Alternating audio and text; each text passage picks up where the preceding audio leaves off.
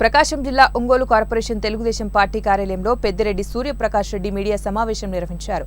సూర్యప్రకాష్ రెడ్డి మాట్లాడుతూ గతంలో వైఎస్ఆర్ కాంగ్రెస్ పార్టీలో ఉండగా విస్మరించి అణగదొక్కి పలు రకాల కేసులలో ఇబ్బంది పెట్టారని, మా ఎదుగుదలను బాలినేని శ్రీనివాస్ రెడ్డి, ఆదిమూలపు సురేష్ కి మింగుడు పడలేదని, తనను రాజకీయంగా ఎదగకుండా అన్ని విధాలుగా ప్రయత్నాలు చేశారని, భూ కబ్జా కేసులలో ఇరికించారని తెలిపారు. తెలుగుదేశం పార్టీలోకి చేరి ఒంగోలు శాసనసభ అభ్యర్థి దామచర్ల జనార్దన్ ఆధ్వర్యంలో పనిచేస్తూ వారి గెలుపునకు కృషి చేస్తానని, శ్రీనివాసులు, ఆదిమూలపు సురేష్ కుట్ర కుతంత్రాలు బయటబయలు చేశారని సూర్యప్రకాష్ రెడ్డి ఈ సభాముఖంగా సవాల్ విసిరారు. ఈ మీడియా సమావేశంలో టీడీపీ పెద్దిరెడ్డి సూర్యప్రకాష్ రెడ్డి, కామెపల్లి శ్రీనివాసరావు, కొట్టకరి నాగేశ్వరరావు, బొల్లినేని వాసు, టీడీపీ నాయకులు తదితరులు పాల్గొన్నారు.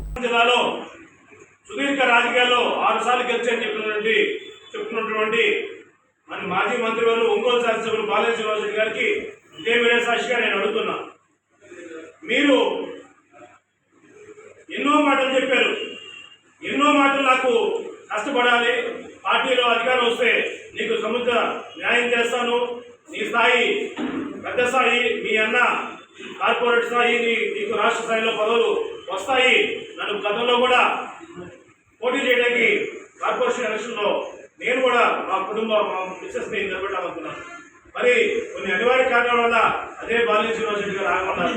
2009లో నేను దర్శి ఎమ్మెల్యేగా పోటీ చేయాలని చెప్పి ఇదే వైవి సుబ్బారెడ్డి గారు, వాళ్ళ బావగారైనటువంటి వైవి సుబ్బారెడ్డి గారు, వాళ్ళ ఎవరైతే బావగారైనటువంటి బాలినేని శ్రీనివాస్ రెడ్డి గారు ఇద్దరు కూడా ఏం చేశారు మీ అందరికీ చెప్పి నేను ఆ రోజు దర్శిలో కూడా వెళ్ళడం జరిగింది.